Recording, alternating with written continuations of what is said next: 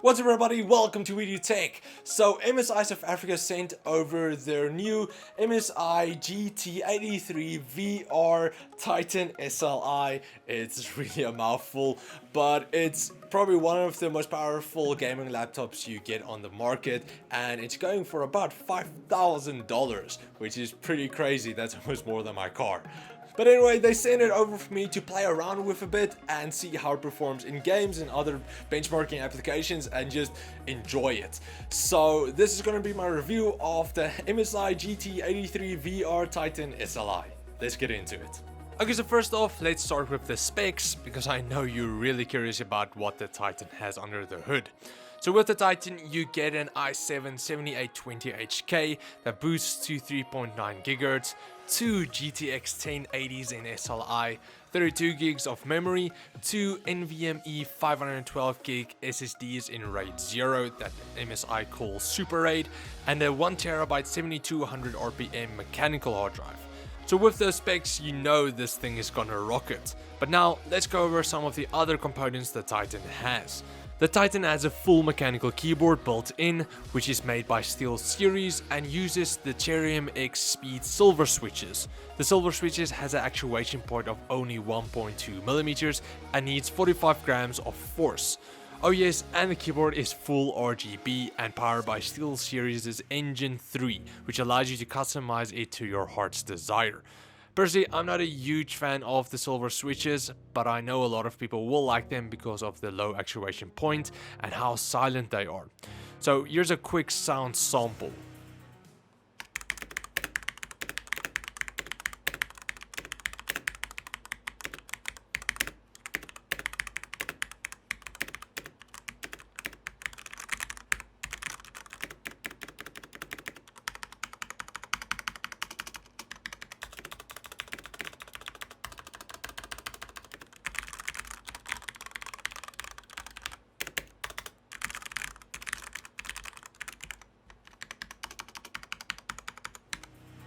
The trackpad of the Titan is not below the keyboard like with most other laptops. Instead, it's on the right side.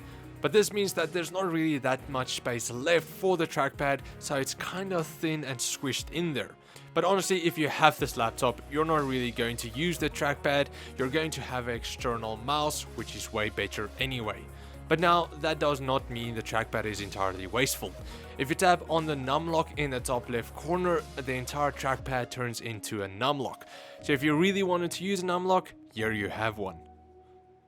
Next up is the screen, which is nice and big, measuring in at 18.4 inches with a resolution of 1920 by 1080 at 60 Hz. Now, for such a high-spec system, I would have liked a 4K or at least a 144Hz screen for gaming. The 144Hz would have made this a true gaming beast.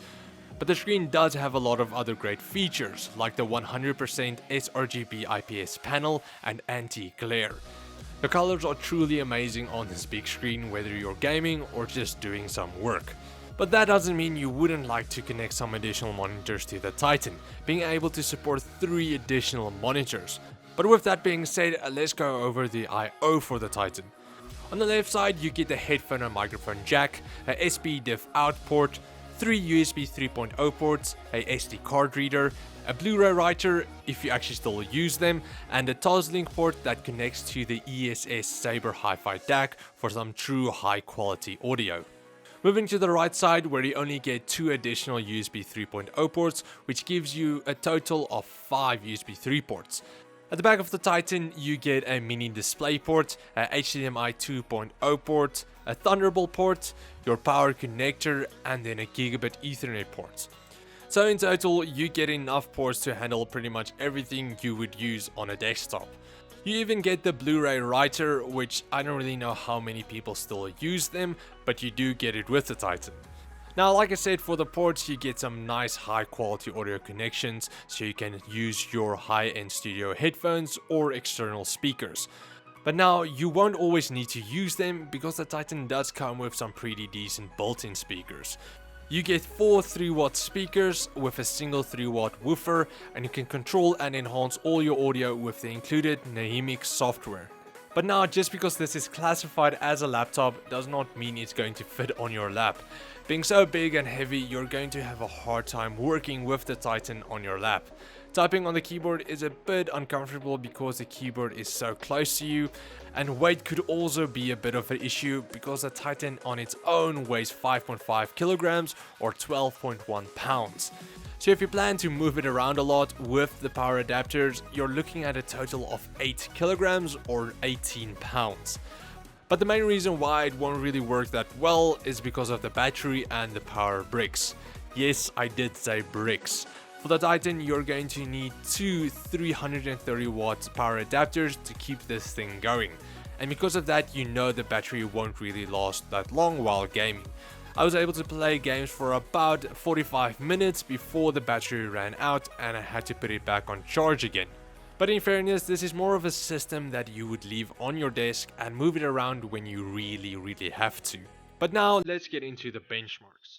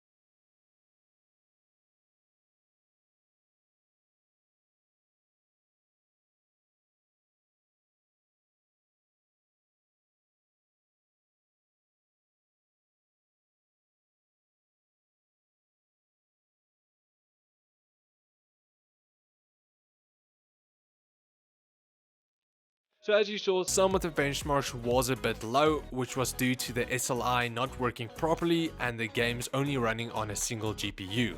But when running on both the 1080s, you got an average FPS of above 100, which is pretty good for a laptop.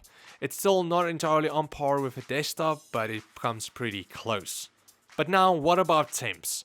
Unfortunately, even being so big and having so many fans and heat pipes, this is still a laptop and it can't escape the thermal limitations of laptops. On idle, the CPU was on 50 degrees and the GPUs was on 47 degrees. Then when I ran IDA 64, the CPU temps went up to 75 degrees on average. And for the GPUs, I ran Firmark and had to bump up the cooling with the cooler boost button next to the power on switch. That makes the fans run on max RPM to help to cool the Titan as much as possible. Because with Firmark, the Titan actually hit 90 degrees, which is a bit too hot. And when enabling cooler boost, you might want to get yourself some headphones as well, because it does get quite loud. Here's a quick sound comparison between idle and full load.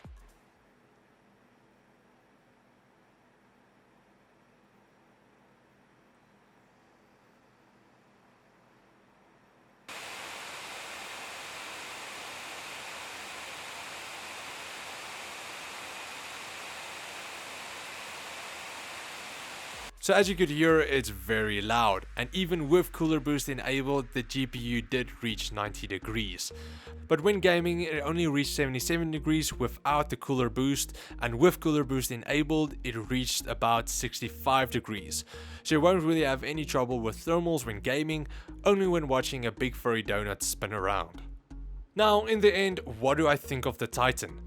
Well, this truly is a mobile gaming station, being able to get an average FPS of over 100 on most games, being blazing fast with the RAID SSD config, and just looking the part. When you take this out at a LAN, it is sure to attract a lot of attention. But with that being said, I don't really think a lot of gamers will be able to buy a laptop for $5,000 just for gaming. So in the end, I think the people who really buy these are like 3D designers or game developers who don't really mind spending that much money on just a laptop because their primary focus is work and secondly gaming. But now, if by some miracle you do have $5,000 and you just want to spend it on a gaming laptop and brag to all of your friends, this definitely is that laptop, having the performance and the looks. And that's it for a review. I hope you guys enjoyed. If you did, please like, share, subscribe and comment. And also a big thanks to MSI South Africa for sending over the Titan for me to play around with. So if you're looking to buy the Titan, you can check out the links in the video description where you can go buy it on RebelTech and on MSI's website. So this also was my first laptop review, so let me know what you guys thought of it, if it was any good, did I miss anything, please let me know in the comments below, and if you actually want me to do more laptop reviews. But anyway, thanks for watching guys. Like I said, all the links will be linked in the video description for you to go and check out. Also, I am doing 2 giveaways, the first one being my monthly game giveaways, which is internationally. The second one is unfortunately only in South Africa. But anyway, the monthly game giveaways, every month I give away a game, and it looks like the game for July is going to be Players Unknown's Battlegrounds. So if you want to win the game, please check out the link in the video description. Like I said, it is internationally, but as for the second one is only in South Africa.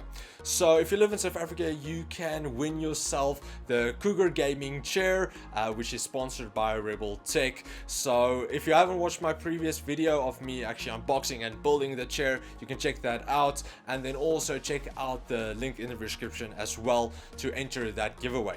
So like I said, it's only in South Africa unfortunately because it's such a big item. It's really heavy, it's about 25 kilograms, so I can't really ship that. It's almost gonna cost more than the chair on its own, so it's only for South Africa. And like I said, again, it's sponsored by RebelTech, so big thanks to them.